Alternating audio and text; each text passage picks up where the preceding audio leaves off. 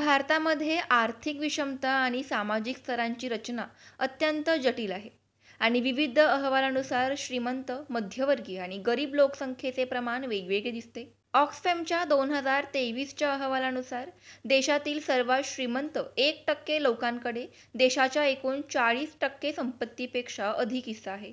त्यामुळे आर्थिक विषमतेची गंभीरता स्पष्ट होते. युनायटेड नेशन डेव्हलपमेंट प्रोग्रामच्या 2023च्या अहवालानुसार भारतातील सर्वात श्रीमंत 10% लोकांकडे देशाच्या निम्म्याहून अधिक संपत्ती आहे. हा आकडा दर्शवतो की संपत्तीची मोठी भागीदारी अल्पसंख्याकांकडे केंद्रित आहे, ज्यामुळे आर्थिक असमानता वाढत आहे. गरिबीच्या दृष्टिकोनातून पाहता 2015-16 मध्ये भारतातील 25% लोकसंख्या दारिद्र्याखाली आहे, जी आता 2019-21 मध्ये 15%ने घसरली आहे. तथापि अद्यापही 18 कोटी लोक दारिद्र्याखाली जीवन जगत आहेत, ज्यांचे दैनंदिन उत्पन्न 180 रुपयांपेक्षाही कमी आहे. हे दर्शवतं की गरीब आणि श्रीमंत यांच्यामधली दरी वाढत चालली आहे. जागतिक मध्यमवर्गीय वाढीमध्ये भारत 24% योगदान देणार आहे.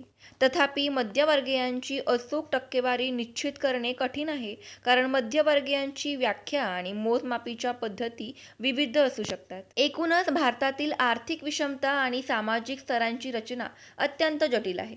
श्रीमंत, मध्यमवर्गीय आणि गरीब लोकसंख्येचे प्रमाण विविध अहवालानुसार बदलते. तथापि एक गोष्ट स्पष्ट आहे की संपत्तीची विषमता आणि आर्थिक असमानता कमी करण्यासाठी ठोस उपाययोजना करणे आवश्यक आहे.